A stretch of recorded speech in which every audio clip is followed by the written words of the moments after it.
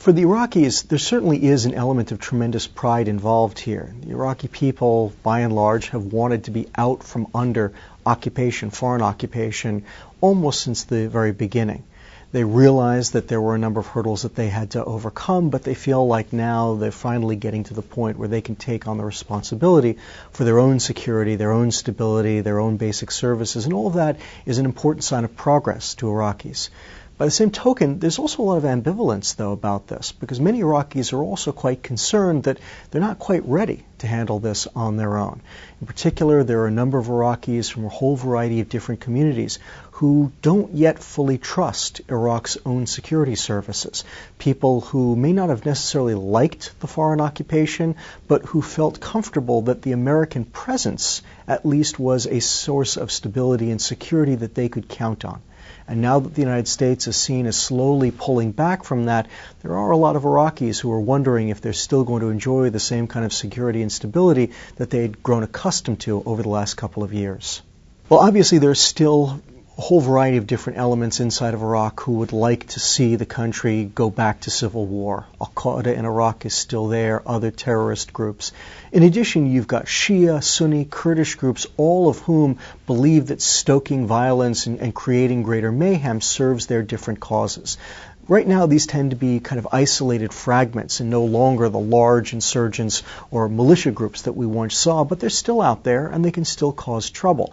And they're clearly trying to amp up the problems in the wake of the U.S. pullback in the expectation that this may cause Iraqis to reconsider what's happened and perhaps even to start to move in directions that would be unhelpful for the cause of stability and might start to reignite the civil war that these different elements think would be helpful to them.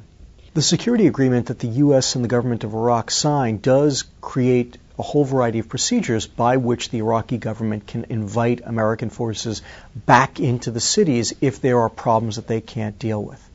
Now, I think that if there are problems, and there may well be problems in the weeks ahead, the first recourse of both Iraqi and American forces is going to be to see if we can't figure out how the Iraqis handle the problems themselves, whether there is additional advisors or additional support that the U.S. can provide of some other kind that will allow the Iraqis to handle the problems themselves. If that fails, then I think there's going to be some very hard decisions to be made, in particular on the part of the Iraqis. Because Nouri al-Maliki, the Prime Minister of Iraq, has made this to be a great political victory for Iraq and therefore for himself, really, it's going to be very difficult for him to go back to the United States and say, you know what, I really can't handle security in this city or that city. I really do need you to come back in. That would obviously not play well in terms of the electoral message that Nouri al-Maliki is trying to convey. So I think that there's going to be a lot of reticence on the part of the Iraqis. And what you could get is a very difficult situation whereby if there is real problems and the U.S. is not able to help the Iraqis solve it themselves, you may have General Odierno, Ambassador Hill, other Americans coming to the Iraqis and saying, we think you need our help. We think this situation has gotten out of hand. And Prime Minister Maliki's first reaction is probably going to be to push back. That could be one of the critical tests of whether this phased pullback is actually going to work. The withdrawal from the cities was the first step in the pullback plan that President Obama laid out after he first came into office. Let's remember, President Obama was not elected to keep the United States in Iraq indefinitely. There is no question that most of the people who voted for President Obama, and I think it's clear the President himself, would like to see the United States moving toward ending its commitment to Iraq.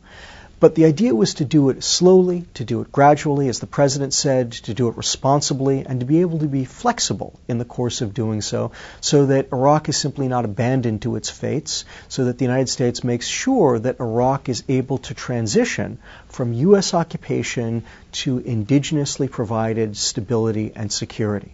And so the idea is first the U.S. troops would start to pull back from the city centers.